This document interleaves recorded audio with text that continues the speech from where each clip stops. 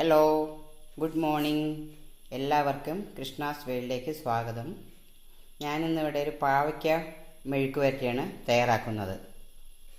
നിങ്ങൾക്ക് തോന്നാം ഇതെല്ലാവരും ചെയ്യുന്നതല്ല, പിന്നെ എന്താ അതിനൊരു പ്രത്യേകത എന്ന്. എന്നാൽ അതങ്ങനെയല്ല. പലരും പാവയ്ക്ക അല്ലെങ്കിൽ കയ്പ്പയ്ക്ക കഴിക്കാൻ ഇഷ്ടപ്പെടുന്നില്ല, അതിൻ്റെ കയ്പ്പ് രസം കാരണം. പക്ഷേ പാവയ്ക്ക നമുക്ക് വളരെ ആരോഗ്യത്തിന് വളരെ നല്ല ഒരു പച്ചക്കറിയാണ്. ധാരാളം അയൺ അടങ്ങിയിട്ടുണ്ട്. പിന്നെ ഡയബറ്റീസ് അഥവാ പ്രമേഹമുള്ളവർക്കൊക്കെ വളരെ നല്ലതാണ് ഉപയോഗിക്കുന്നത്. സാധാരണ നമ്മൾ ഉപ്പേരി ഉണ്ടാക്കുമ്പോൾ അതിൽ ഉള്ളി മുളകെല്ലാം ഇട്ട് ഫ്രൈ ചെയ്തിട്ടുണ്ടാക്കും. ഇത് അങ്ങനെയൊന്നുമല്ല. ഇതിലേക്ക് അധികം ഇൻഗ്രീഡിയൻസ് ഒന്നും ആവശ്യമില്ല. ഇത് കയ്പ്പയ്ക്ക ഒരു 1/2 കിലോ കയ്പ്പയ്ക്ക ഞാനിവിടെ ചെറുതായിട്ട് നുറുക്കി വെച്ചിട്ടുണ്ട്. ഇനി ഇതിനെ നമുക്ക് അടുപ്പിലേക്ക് ഉപ്പ് ചേർത്തിട്ട് ഒന്ന് വേവിക്കാൻ വെക്കണം. 2-3 പ്രാവശ്യം ഞാൻ കഴുകിയ ശേഷമാണ് എടുത്തിരിക്കുന്നത്. ആദ്യം തന്നെ മഞ്ഞ വെള്ളത്തിലിട്ട് കഴുകിയെടുത്തു. കാരണം കൊറോണ വീണ്ടും വരുന്ന സാഹചര്യത്തിൽ ഇനി പച്ചക്കറികളൊക്കെ നമ്മൾ നല്ലപോലെ കഴുകി വൃത്തിയാക്കിയിട്ട് ഉപയോഗിക്കാൻ പാടുള്ളൂ. അതുകൊണ്ട് മഞ്ഞ വെള്ളത്തിലൊക്കെ കഴുകിയെടുത്ത ശേഷമാണ് ഞാൻ വെച്ചത്. ഇനി ഇത് നമുക്കൊരു ഗ്യാസ് അടുപ്പിലേക്ക് വെച്ച് കൊടുക്കാം. ഗ്യാസ് ഓൺ ചെയ്യാം. ഇതിലേക്ക് ഒരു 1/2 ഗ്ലാസ് വെള്ളമാണ് ഞാൻ ഒഴിച്ചിരിക്കുന്നത്. അതിനുശേഷം കയ്പ്പയ്ക്ക ആയതുകൊണ്ട് ഉപ്പ് ഇത്തിരി മേലെ നിൽക്കണം.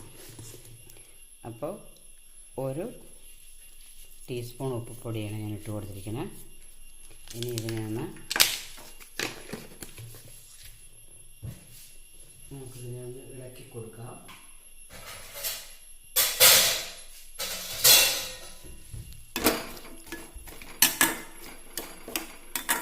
എന്നിട്ട് അടച്ച് വെച്ചൊന്ന് വേവിച്ചെടുക്കണം.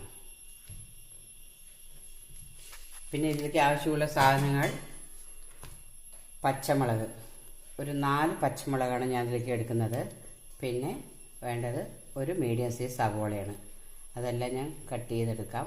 അപ്പോഴേക്കും ഇതൊന്ന് പകുതി കുക്കാവുമ്പോൾ നമുക്ക് അതുകൂടി ഇതിലേക്ക് ചേർത്തി കൊടുക്കാം. നമുക്കിതൊന്ന് തൽക്കാലം അടച്ച് കൊടുക്കാം.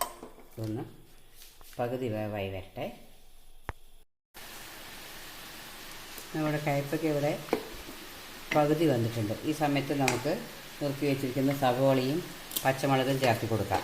ഞാൻ സാധാ പച്ചമുളകാണ് ചേർത്തതെങ്കിലും ഇന്ന് എൻ്റെ കയ്യിൽ കാന്താരി ഉള്ളതുകൊണ്ട് ഞാൻ അതാണ് ചേർത്തി കൊടുക്കുന്നത്.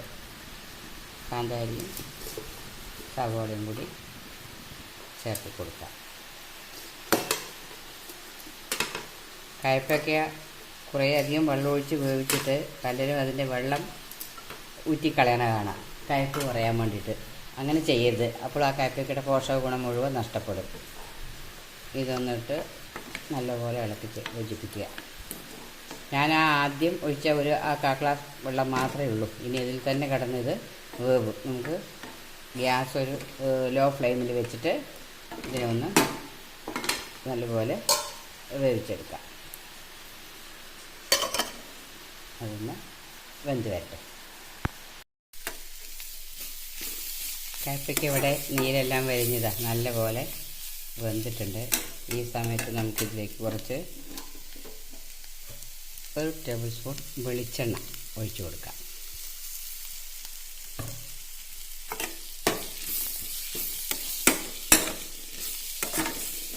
ഇതിൽ ഞാനിപ്പോൾ ടേസ്റ്റ് നോക്കിയപ്പോൾ യാതൊരു കയ്പുമില്ല.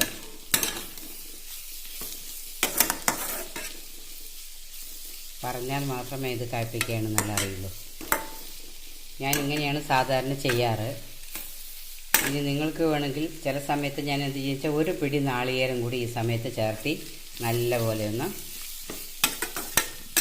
വഴറ്റിയെടുക്കും. പക്ഷേ നാളികേരം ചേർക്കുന്നതിനേക്കാൾ നാളികേരം ചേർത്താതെ ഇങ്ങനെ ഉണ്ടാക്കുന്നതാണ് ഏറ്റവും ടേസ്റ്റ്. നിങ്ങളെല്ലാവരും ഇത് ഒന്ന് ചെയ്ത് നോക്കണം. Okay, thank you for watching.